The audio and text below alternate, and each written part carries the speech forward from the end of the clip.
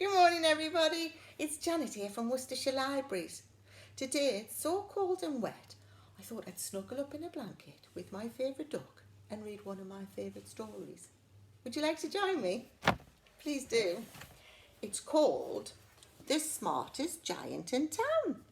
It's written by Donaldson and it's illustrated by Axel Scheffler. It's a Macmillan Press publication. Should we get started? Good. This is George. George is a very scruffy giant. He always wears the same pair of old brown sandals and the same old patched up gown. I wish I wasn't the scruffiest giant in town, he said sadly. Oh. But then, one day, George noticed a new shop and it was full of very smart clothes. So he bought himself a new smart shirt, a new smart pair of trousers, a smart belt, a very smart stripy tie, some smart socks with lovely diamonds up the side, and a pair of smart shiny shoes. Now I'm the smartest giant in town, he said proudly. George left his old clothes behind in the shop and he was about to go home when he heard a noise. On the pavement stood a giraffe who was sniffing sadly. What's the matter? Asked George. Oh, it's my neck, said the giraffe. It's so very long and so very cold. I wish I had a long warm scarf. Oh, cheer up, said George, and he took off his stripy tie. It didn't match my socks anyway, he said as he wound it round and round the giraffe's neck. It made a wonderful scarf. Oh, thank you, said the giraffe. As George strode towards town, he sang to himself. My tie is a scarf for a cold giraffe, but look me up and down. I'm the smartest giant in town. Oh, he's a cheerful giant, isn't he? George came to a river, and on a boat stood a goat who was bleating loudly. What's the matter? Asked George. It's my sail, said the goat. It blew away in a storm. I wish I had a new strong sail for my boat. Oh dear, he's in a terrible mess. Cheer up, said George, and he took off his new white shirt. It kept coming untucked anyway, he said, as he tied it to the mast of the goat's boat and made a magnificent sail. Thank you, said the goat. George strode on singing to himself. My tie is a scarf for a cold giraffe. My shirt's on a boat as a sail for a goat. But look me up and down. I'm the smartest giant in town. George came to a tiny ruined house, and beside this house stood a white mouse with lots of baby mice, and they were all squeaking. What's the matter? Said George. It's our house, squeaked the mother mouse. It burned down, and now we have nowhere to live. I wish we had a nice new house. Oh, that's a sad, sad situation, isn't it? Cheer up, said George, and he took off his shiny shoes. It was giving me blisters anyway, he said, as the mouse and her baby scrambled inside.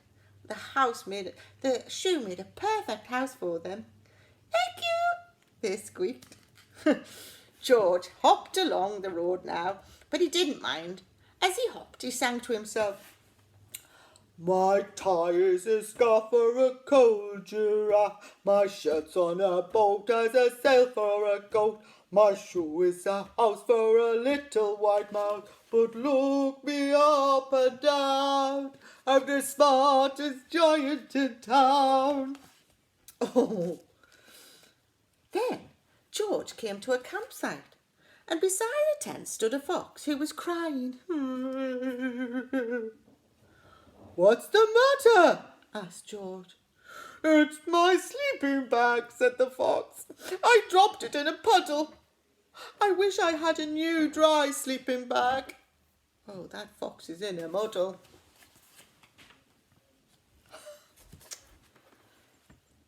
Cheer up, said George, and he took off one of his socks. You know, the ones with the diamonds up the side. They were tickling my toes anyway, he said. And as the fox snuggled into it, it made a very fine sleeping bag. Thank you, said the fox. George, he just hopped on and sang to himself. My tie is a scarf for a cold giraffe. My shirt's on a boat as a sail for a goat. My shoe is a house for a little white mouse. One of my socks is a bed for a fox. But look me up and down, I'm the smartest giant in town. Then George came to a big squelchy bog, and by the bog stood a dog who was howling. Oh, what's the matter? Asked George. Oh, it's this bog, said the dog. I need to get across, but I keep getting stuck in the mud. I wish there was a safe, dry path for me to cross. We know what's going to happen, don't we?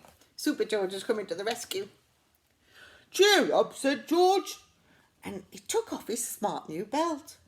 It was squashing my tummy anyway, he said, as he lay dead down on the bog, and it made an excellent path. Thank you, said the dog. Woof, woof. The wind started to blow, but George didn't mind. He just hopped on singing to himself. My tie is a scarf for a cold giraffe. My shirt's on a boat as I sail for a goat. My shoe is a house for a little white mouse. One of my socks is a bed for a fox. My belt helped a dog who was crossing a bog. But my trousers are falling down. I'm the coldest giant in town. Oh no. George suddenly felt sad and shivery and not at all smart. He stood on one foot and he thought, I'll have to go back to the shop and buy more clothes. He turned round and had to hop all the way back to town. Oh, poor George. He's been so kind to everybody, hasn't he? But when he got there, it was closed. Oh no, said George, and he sank down onto the doorstep, and a tear ran down his nose. He felt as sad as all the animals he had met on his way home. Then, out the corner of one eye, he saw something very familiar poking out the top of a bag. George took a closer look. Oh, my gown, my dear old gown and sandals. George put them on and they felt wonderfully comfortable. I'm the cosiest giant in town, he cried, and he danced all the way back home along the road. Oh, he's such a lovely man, George. Outside his front door stood all the animals he'd helped earlier in the day. They were carrying an enormous present. Come on, George, they said. Open it. George untied the ribbon, and inside was a beautiful gold paper crown and a card. Look inside the card, George, said all the animals. George put the crown on his head and he opened the card. And inside it said,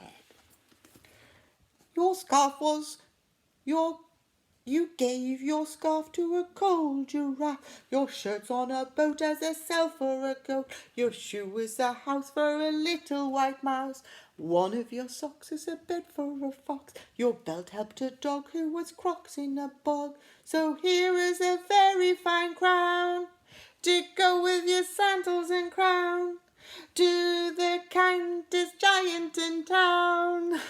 Oh, George was so kind to everybody, and everybody was kind back to him. That's a lovely story, isn't it? I love it. It's such good fun. I do hope you enjoyed it and you'll join us again another time. See you all soon. Bye-bye. Bye.